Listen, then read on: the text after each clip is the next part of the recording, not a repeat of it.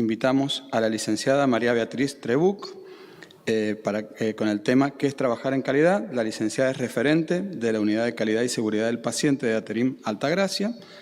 Acompaña el desarrollo de la cultura de calidad institucional, articulando los procesos asistenciales con las metas internacionales de seguridad del paciente. Muchas gracias. Bueno, buenas tardes a todos. El tema que me toca a mí es ¿qué es trabajar en calidad? Y como dijo el doctor Clavero, a medida que se van sucediendo un poco las disertaciones, hay temas que se nos van repitiendo y yo voy a tratar de hacerlos más sintéticos para que podamos terminar con todo.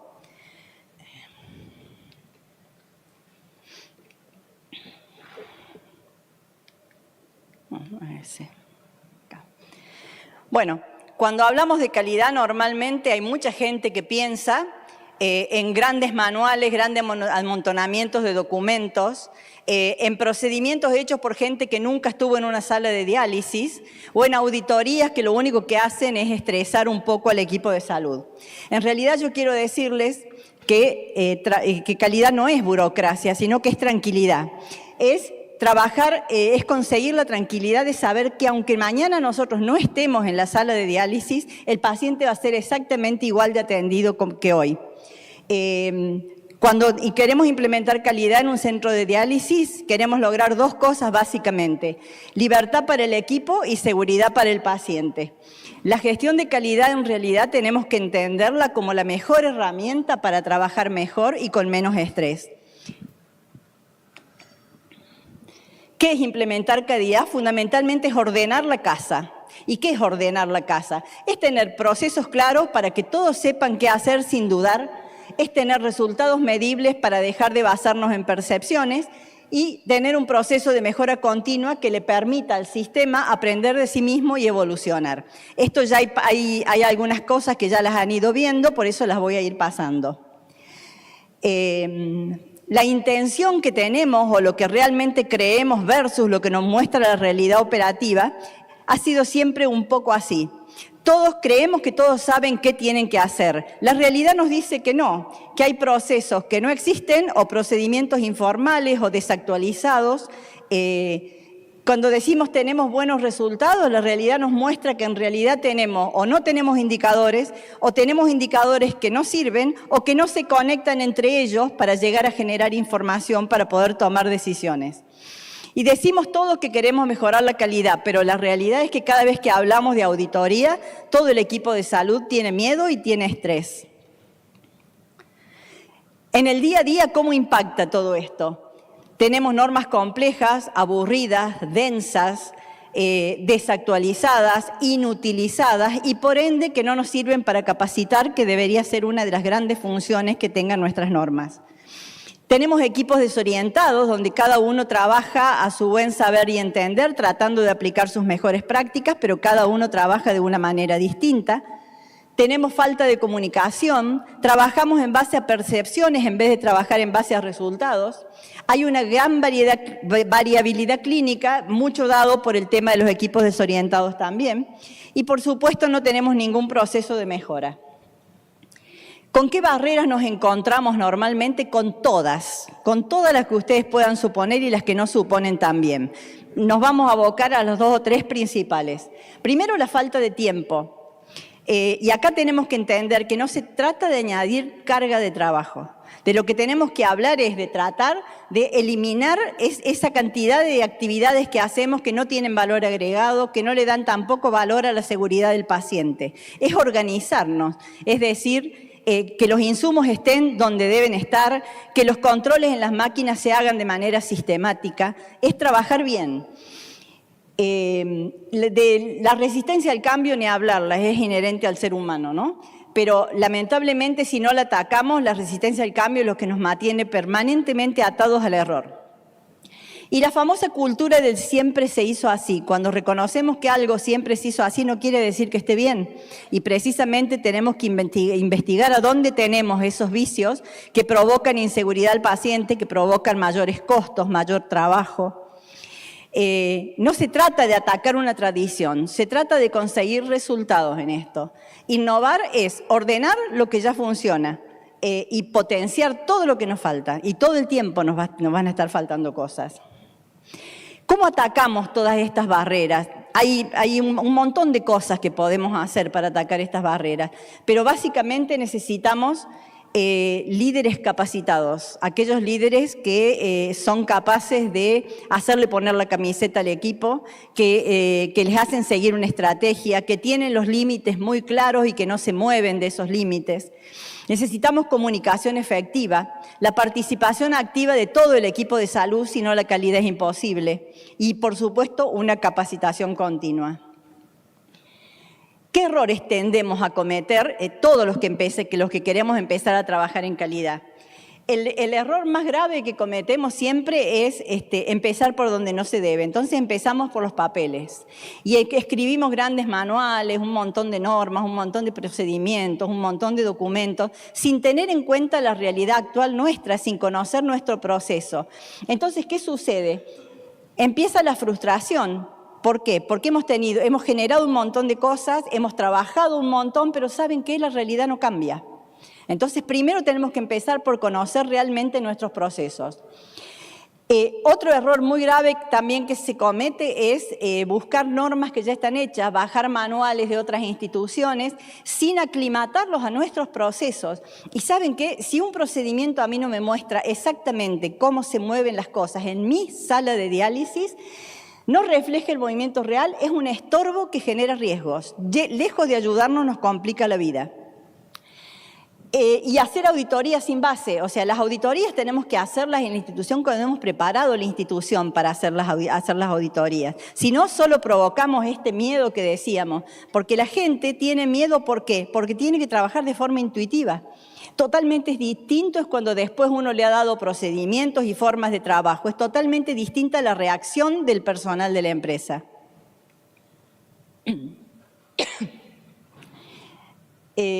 Siempre decimos que para trabajar en calidad hay que empezar con una decisión definitivamente. La decisión, cuando yo voy a empezar a trabajar en calidad en una empresa y quiero implementar un sistema de gestión de la calidad, no puede empezar nunca por el área operativa. Sí o sí tiene que empezar por la alta dirección, porque la alta dirección es la que le va a dar la fortaleza a esa decisión y la va a poner realmente como un objetivo estratégico. Y a partir de ahí es donde vamos a poder tener la legitimidad institucional, el presupuesto, la estructura, porque todo eso nos va a dar la continuidad. Si no, no vamos a tener nunca la continuidad. Si la dirección define la calidad como eje de gestión, se transforma en una política organizacional. ¿Cómo definimos nosotros todo esto? A través de una herramienta que se llama planificación estratégica. En realidad, toda decisión importante debería comenzar en la planificación estratégica. Y acá no me voy a extender demasiado, pero sí quiero que todos entendamos que la reflexión estratégica a la que nos lleva esta metodología de planificación nos tiene que hacer pasar por revisar la visión, la misión y los valores que van a ser la base de todo y terminando en la pirámide con el desarrollo de los planes de acción. Estos planes de acción me tienen que llevar a mí a concretar todos esos objetivos estratégicos que yo he ido estableciendo dentro de mi metodología. Y esos planes de acción tienen que tener quién lo hace, cómo lo hace, con qué lo hace, cuándo lo hace, dónde está el presupuesto, en qué tiempo, con qué lo voy a medir, qué metas le voy a poner. Porque todas esas metas yo tengo que tenerlas en un cuadro de mando integral, en un tablero de control, en un tablero de comando, lo que ustedes necesiten, lo que ustedes tengan a mano, pero necesito monitorear el cumplimiento de esos planes de acción. Si no, empiezan las variabilidades en los planes. Este terminó, pero este no terminó, pero este no terminó, y si no terminó no me sirve. Eso tiene que ser una tarea absolutamente coordinada. Y después de esto, una vez que hemos tomado la decisión y que se ha bajado la decisión a la estructura con todas las connotaciones que ello implica, vamos a aplicar un método. El método necesariamente tiene que seguir los pasos que tiene que seguir. Yo no puedo adelantarme ni hacer cosas antes de haber hecho las anteriores que tendría que haber hecho. El método es sencillo.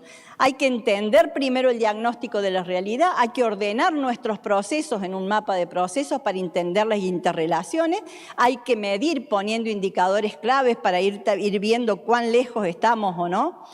Hay que involucrar al equipo como motor, porque si yo no lo involucro, el sistema nace muerto. Y hay que mejorar en un ciclo de mejora continua, permanentemente mejorar. En realidad, aplicar este método es un camino de madurez institucional que vamos a aplicar en cada uno de los centros. En el paso 1 de este método, que es lograr el diagnóstico de nuestra realidad, este suele ser un paso doloroso, pero ¿saben por qué? Porque cuando empezamos a analizarnos y ver lo que somos, vamos encontrando un montón de grietas. Nosotros, antes que los auditores las encuentran, encontramos grietas. Y encontramos con que los enfermeros trabajan de una manera con las alarmas en el turno de la mañana, pero otras en el turno tarde, que los insumos se manejan de una forma en la mañana y de otra en la tarde, que los guardan en un lado en un turno y en otro lado en otro turno.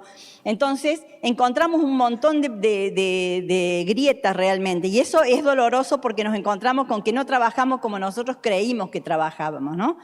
En realidad, medirnos en esto no es malo, medirnos en los procesos no es malo, tenemos que aprender a medirnos.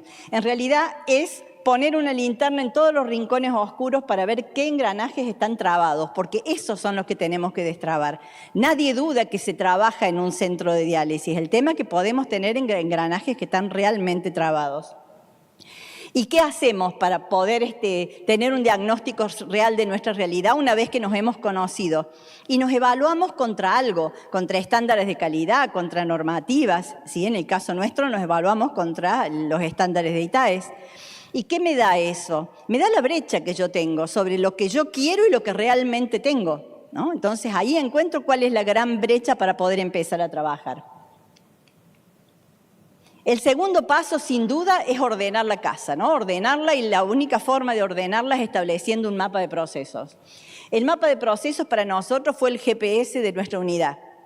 Si yo no tengo el mapa de procesos, el enfermero va por un lado, el médico va por un lado, pero el otro médico va por otro lado y el enfermero va por el otro lado. Entonces, esto nos ayudó a nosotros a entender que la calidad está en cómo funciona el sistema y no con las acciones individuales.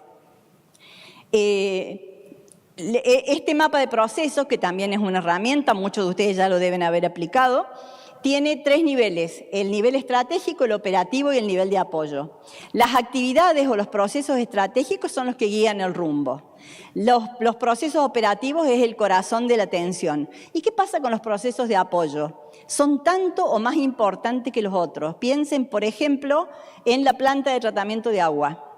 Si yo no tengo un control estricto de la planta de tratamiento de agua y aseguro que funcione bien, no importa que tenga el mejor médico, el mejor enfermero, un sistema de información que me da todo, los mejores equipamientos en tecnología en mis sillas de diálisis, el sistema no va a funcionar. Entonces, todo lo que sea sistemas de apoyo, procesos de apoyo, son tanto o más importantes que los otros. Finalmente hicimos nuestro mapa de procesos, orientado, por supuesto, a la seguridad del paciente y a la seguridad del equipo, no es solamente el paciente para nosotros. Y esto nos permitió definir a nosotros que realmente el proceso de atención al cliente empieza con un acto administrativo, cuando empieza con los primeros trámites en la administración, y termina cuando el transportista lo llevó a su casa y lo dejó en su casa después de una sesión de diálisis y en buen estado. Ahí, en el medio de todo eso, tenemos que recorrer toda la estructura de la institución. Y acá vienen todas las áreas, forman parte. Entonces, el mapa estratégico lo que nos permite es trazar toda la interrelación dentro de las actividades para saber cómo empezamos y cómo tenemos que seguir y a dónde tenemos que terminar. Luego de eso, entramos a un proceso de estandarización. Y todos los procesos los vamos a transformar en procedimientos. ¿Por qué? Porque la única forma de estandarizar algo es hacer normas, indicar cómo lo vamos a hacer. Estandarizar decimos que es acordar la forma más segura y eficiente de hacer algo, ¿no? Porque si no, el margen de error sabemos que es gigante. Ahora, ¿eso quiere decir que una vez que lo definimos de una manera no se cambia más? No. al contrario, se va a cambiar todas las veces que sea necesario y se va a discutir todas las veces que sea necesario. Para eso está el proceso de mejora continua del que hablábamos. Pero una vez que se acordó que se trabaja de esta manera, se trabaja de esta manera y todos trabajamos igual, y todos registramos igual, y todos cumplimos igual. Cuando el equipo entiende por qué hace lo que hace, el registro deja de ser una carga y se convierte en un acto médico, que es una de las cosas que más nos cuesta el tema del registro, ¿no? Tenemos que lograr que deje de ser una carga y que se den cuenta de la importancia de un buen registro. Una vez que ordenamos la casa, los datos que generamos nos empiezan a decir la verdad. El ingeniero Zurro, después, nuestro analista de datos, les va a mostrar cómo esa verdad interviene en el proceso de mejora continua. Y la doctora Nadalla les va a mostrar cómo este orden se traduce en salud renal para el paciente y en una gestión médica basada en certezas y no en intuiciones. El paso 3 es medir. ¿Y qué es medir? Medir es tratar de transformar la realidad en datos que a mí me sirvan para poder definir algo. Medir no es acumular datos, porque como dijimos hace un rato, el verdadero valor aparece cuando yo el dato lo transformo en información y la información la transformo en decisiones. Si no, no me sirve la medición que estoy haciendo. Medir no es controlar personas, es comprender procesos. No quiero preguntar quién se equivocó, sino qué parte del sistema permitió que eso ocurriera. Porque quiere decir que esa parte tenemos que mejorarla, ponerle un filtro más, una traba más, todo lo que sea necesario que en el proceso de mejora continua nos vaya saliendo para seguirlo mejorando. Si ustedes me permiten, tomo un segundito, pero quiero hacer una analogía con un tablero de un automóvil, ¿no? Gestionar una institución sin medir es como conducir un automóvil con el tablero apagado. Y fíjense, yo puedo conducir el automóvil, pero no sé ni a qué velocidad voy, si tengo nafta o no suficiente, si está levantando temperatura mi motor, si algo crítico está fallando. Probablemente el auto va a seguir funcionando un tiempo más. El tema es que cuando yo me dé cuenta de la falla ya va a ser tarde para poder reaccionar. Precisamente esto es lo que nos deberían hacer los indicadores de calidad. Nos permiten monitorear el funcionamiento del sistema antes de que ocurra el daño. En diálisis esto es muy claro y para ustedes nada de esto les sonará raro, ¿no? Un aumento progresivo de infecciones, más hipotensiones, menor cumplimiento de sesiones, cambios en los accesos vasculares, todo lo que encontramos permanentemente en las sesiones de diálisis. Todos estos tienen que ser luces amarillas dentro de mi tablero. La medición nos va a permitir detectar esas señales precozmente y actuar antes de que el problema impacte en el paciente. En realidad el mensaje es: así como nadie manejaría tranquilo un auto sin tablero, ninguna institución debería gestionar calidad sin indicadores. Todo lo demás son percepciones. El cuarto paso es involucrar al equipo como motor del sistema. Yo les dije que si nosotros no tenemos el equipo involucrado, el sistema nace muerto, y eso es así. El equipo es todo personal que trabaje dentro del centro de diálisis es parte del equipo de salud del sistema, desde la persona que limpia hasta el transportista que lleva y trae a los pacientes. Y en esto sí quiero hacer hincapié en el rol central que cumple el área de enfermería, ¿no? Es la que está en la trinchera del proceso. Y una cosa nos tiene que quedar muy clara: si nuestro sistema de gestión de la calidad no le sirve al enfermero en la cabecera del paciente, el sistema no sirve. Empecemos ya por analizarlo y cambiarlo si hace falta. Una cosa que hay que tener en cuenta en el momento de implementar es esto: si el equipo siente que la calidad es solamente control, se resiste. Pero cuando el equipo se da cuenta que es mejora, participa activamente. Y esto lo hemos comprobado y lo comprobamos todos los días. El quinto paso es el proceso de mejora continua o el círculo de Deming o el ciclo PHBA: planear, hacer, verificar, actuar. Esto, ustedes saben que la mejora continua en una institución es la capacidad que tenemos nosotros mismos de identificar oportunidades de mejora y de implementar cambios que sean siempre sostenibles en el tiempo, ¿no? El proceso de mejora continua nos permite esto. Yo implemento algo, lo planifico primero, lo implemento, después lo mido de alguna manera, veo cómo va eso, si tengo que cambiarlo, lo cambio y vuelvo a planificar para volver a implementar. Este es un ciclo continuo. Si este engranaje no funciona bien, el sistema se oxida y se para. La mejora continua tenemos que hacerla siempre. No hay ninguna institución que no tenga cosas para mejorar, ninguna. Después la doctora Romañuk nos va a explicar también el rol fundamental que cumplen las auditorías internas en un sistema potente de mejora continua, que es lo que tenemos que lograr. Se mezcla un poco, pero no importa. Bueno. Vamos acá. Quiero terminar con esta diapositiva que en realidad es el mismo sistema con el que hemos venido hablando, ¿no? Este es el proceso de trabajo para caminar hacia una calidad sostenible. Empezar con una decisión que dijimos es la que nos daba la planificación estratégica, que es la decisión de definir hacia dónde queremos ir y cómo lo vamos a lograr. Eso surge desde la planificación estratégica. Entender la realidad, que es conocer a fondo nuestra situación actual, con datos y con hechos. Ordenar los procesos, que es estandarizar y simplificar para que las cosas siempre se hagan bien. Medir, estableciendo los indicadores que realmente nos van a dar aquella información crítica que necesitamos y la que sirve para tomar decisiones. Recuerden que si medimos y no tomamos decisiones, es de vicio que midamos. Involucrar al personal, porque las personas son las protagonistas del cambio, hay que comunicar, hay que escuchar, hay que dar herramientas, hay que traerlos para el lado de calidad, porque hay un tema de cultura de la calidad que tenemos que ir logrando todos, desde arriba hasta abajo. Y finalmente, implementar el ciclo de mejora continua. Bueno, solo quiero terminar con esto. Acreditar no es demostrar que somos perfectos, es demostrar que tenemos un sistema capaz de aprender de sus errores. Y esto es lo que tenemos que conseguir. El sistema nunca termina sus modificaciones, nunca. Todo el tiempo tenemos cosas nuevas para modificarle. Muchas gracias.